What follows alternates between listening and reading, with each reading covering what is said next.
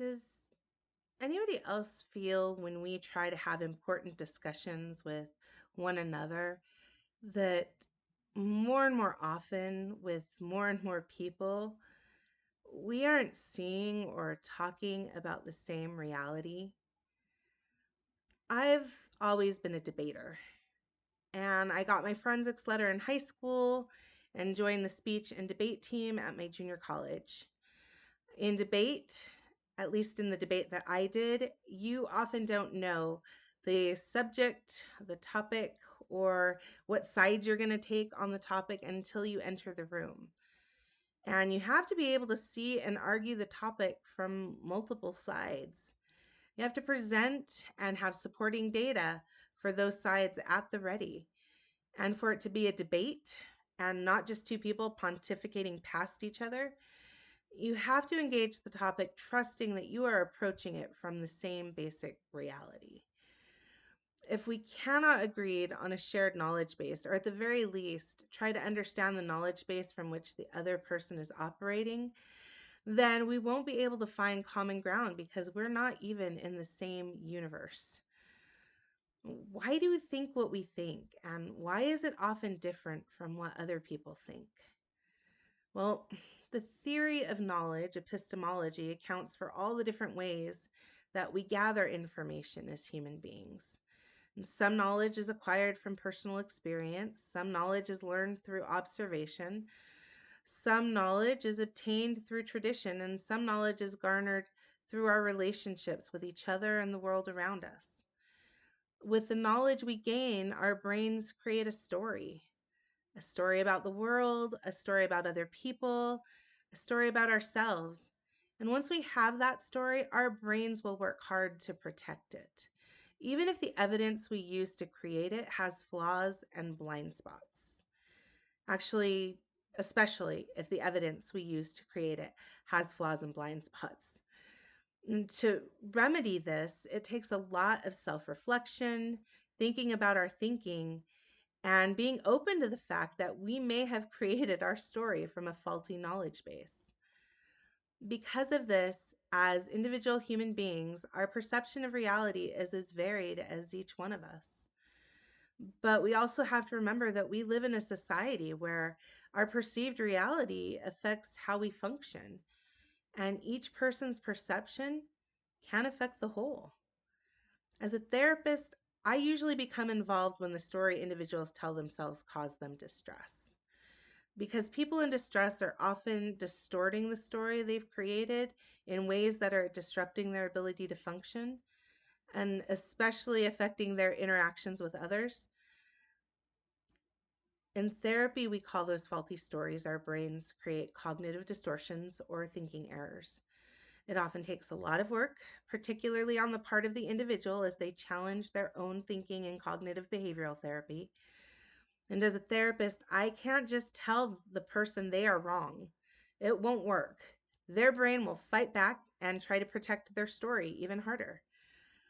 The person themselves has to confront that their story may not hold true for other people in their relationships and in their world.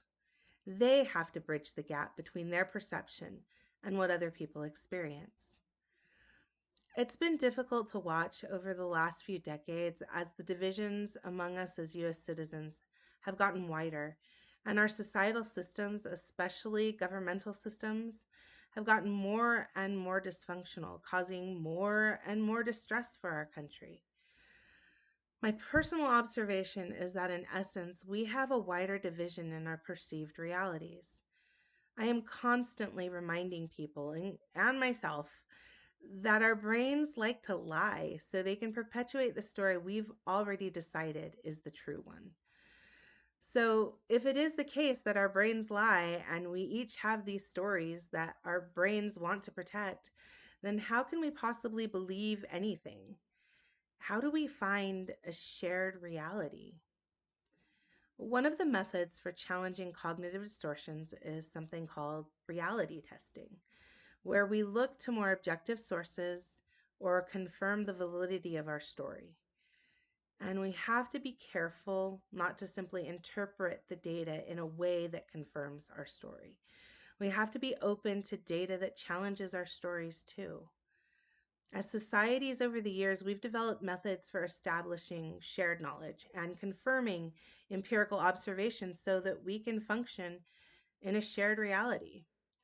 The scientific method is particularly helpful, and because even these methods have limitations, the results should be duplicated several times before we're willing to gain consensus and add that knowledge into our stories.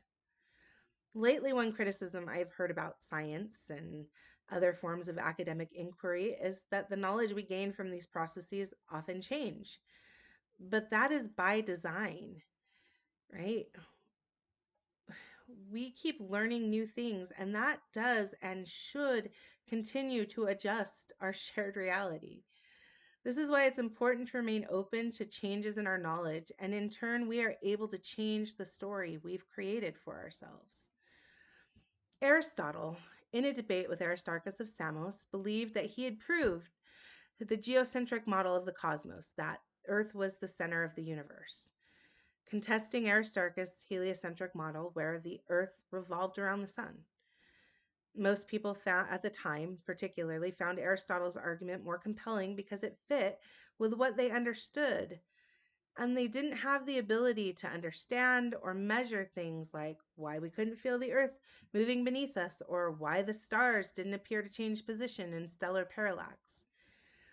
But as our tools for measuring such things grew, so did our knowledge, and we now accept the heliocentric model of our solar system. Aristotle didn't understand all the factors he couldn't measure. It didn't mean Aristotle was trying to fool people into believing something that was incorrect, only that he needed more information. And he didn't want to change his story.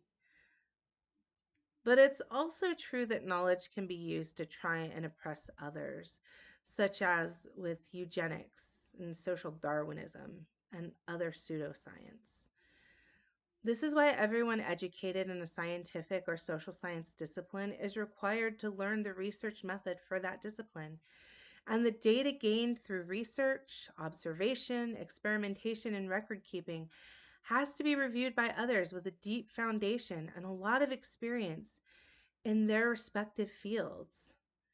It's why we can have some measure of trust in these fields and in the knowledge gained from them. It's also why in these disciplines it's important to acknowledge when we got it wrong in the past for whatever reason, and we move forward with the best of the current knowledge. The information collected through these methods is the best foundation that we have for building the shared reality we need to function as democracy and as a nation. Once we have this shared reality, we need one more element to be able to create a vision for our society that's beneficial to everyone. We need charity for one another. We need a commitment to good faith discussions. And we need to enter into these discussions with the intention to understand even more than to be understood. We need to believe that the person to whom we are speaking also has good intentions until we obtain objective evidence to the contrary. And to be effective, we can't be afraid to concede the point if we've been wrong. The absence of either a shared reality or charity for the person with whom we are speaking will keep us in a world of echo chambers where our reality that we create will continue to divide us. When we're open to changing our perspective based on the data, or at least open to understanding why somebody else has the perspective they have based on that data, we can begin to see the bigger story of our society rather than what we're creating in our minds. There is an objective reality out there that we're still growing into as we learn new things.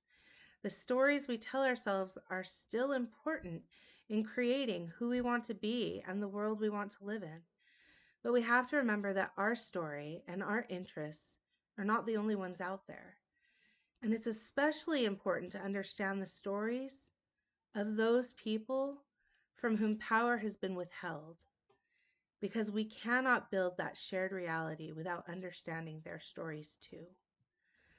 This is why I've always loved debate, because to debate well I have had to analyze the story that I create in my mind while being open to the stories that others create in their minds.